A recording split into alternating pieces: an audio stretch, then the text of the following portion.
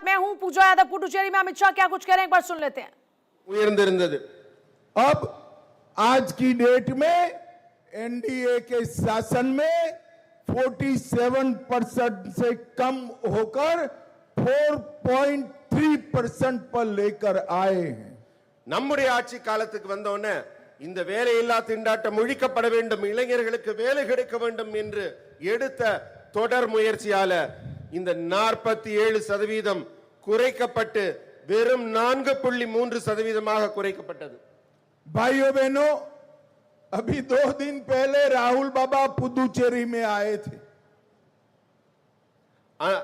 அன்பர்களே, 2 நாள் முன்னாடி ராகுல் காந்தி அவர்கள் புதுச்சேரிக்கு வந்திருந்தாங்க। उन्होंने यहां बताया कि गल्फ वॉर के कारण, अमेरिका और ईरान के युद्ध के कारण भारत में पेट्रोल के दाम बढ़ गए। அவர் சொன்னாரு, இந்த வளைகுடா நாட்டில் நடக்கும் போரின் காரணமாக இங்கே இருக்கிற பெட்ரோல், டீசல் இவற்றின் விலை எல்லாம் மிக மிக அதிகமாக விலையேறி கொண்டிருக்கிறது, அரிதிலும் அரிதாக கிடைக்காமல் போய் கொண்டிருக்கிறது என்று கூறி சென்றிருக்கிறார்। भाइयों बहनों, उनकी बात तो सही है।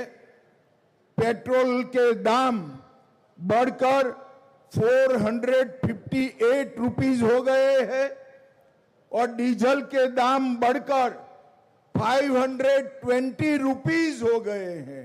मगर राहुल बाबा वो भारत में नहीं, पाकिस्तान में हुए हैं, पाकिस्तान में हुए।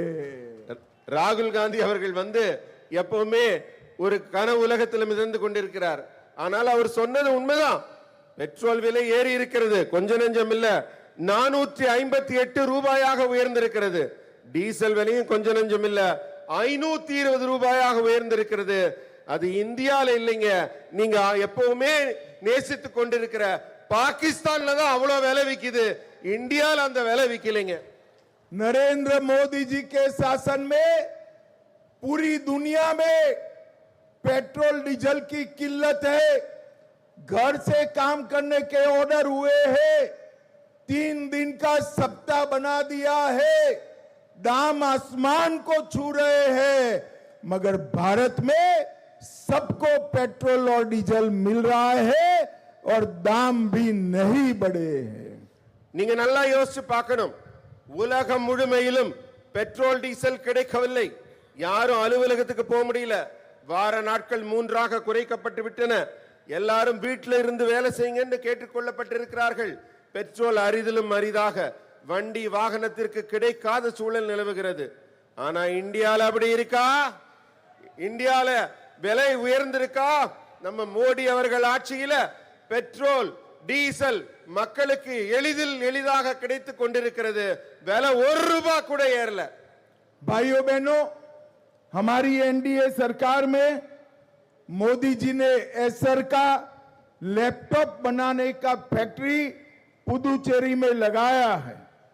1 साल के 3 लाख लैपटॉप बनाने का काम ये फैक्ट्री करेगी और इसी तर्ज पर आने वाले दिन में एक पूरी औद्योगिक वसाहत, इंडस्ट्रियल कॉरिडोर हम पुदुचेरी में बनाएंगे और पुदुचेरी को ब्लू इकोनॉमी का हब भी बनाएंगे। அன்பர்களே, புதுச்சேரியை ஒரு சாதாரண மாநிலமாக அல்ல, தகவல் தொழில்நுட்பத்தில் உயர்ந்த மாநிலமாக உயர்த்த வேண்டும் என்பதற்காக மிக அருமையான திட்டங்கள் தீட்டப்பட்டு கொண்டிருக்கின்றன। இங்கே தகவல் தொழில்நுட்பம் ஐடி செக்டார்னு சொல்றோமே, அதுல மிகப்பெரிய உயரம் வர வேண்டும்। உங்களுக்கு தெரியுமா, நம்ம புதுச்சேரியில தான் ஒரு ஆண்டுக்கு கிட்டத்தட்ட 3 லட்சம் மடிக்கணினிகள் தயாரிக்கப்பட்டு வெளிநாடுகளுக்கு சென்று கொண்டிருக்கின்றன। இங்கே அதை தயாரிக்கிற ஃபேக்டரி, அதே போல இன்னும் பல்வேறு ஐடி செக்டார்ல, தகவல் தொழில்நுட்பத்துல புதுச்சேரியை ஒரு முன்மாதிரி முன்னேறிய மாநிலமாக மாற்ற நாம் உறுதி பூண்டிருக்கிறோம்। भाइयों बहनों, हमने हमारे घोषणा पत्र में मछुआरे के फिशिंग बैंड सहायता को 8,000 रुपये से 8,000 रुपीज से इंक्रीज कर 12,000 रुपीज तक पहुंचाने का निर्णय किया है। புதுச்சேரியோட வாழ்வாதாரமாக திகழும் மீனவர்களின் வாழ்வாதாரத்தை உயர்த்துவதற்காக நம்ம தேர்தல் அறிக்கையில சொல்லியிருக்கோம். அவர்களுக்கு கொடுத்து கொண்டிருக்கும் உதவித்தொகை 8000 ரூபாயிலிருந்து 12000 ரூபாயாக உயர்த்தப்படுகிறது. पीएम किसान को 6000 रुपया से बढ़ाकर 9000 तक ले जाएंगे. பிரதம மந்திரியின் விவசாயிகளுக்கான உதவித்தொகை 6000 ரூபாயிலிருந்து 8000 ரூபாயாக உயர்த்தப்படுகிறது. लिंगारेड्डी पालियम और अरियूर मिलों को पीपीपी मॉडल से फिर से विकसित करने का काम एनडीए की सरकार करेगी. और दिल्ली विधानसभा की सुरक्षा में चूक मामले को लेकर एक बड़ी जानकारी मिल रही है। कार के ड्राइवर समेत 3 अभियुक्त गिरफ्तार हो चुके हैं। दिल्ली पुलिस ने टाटा सिएरा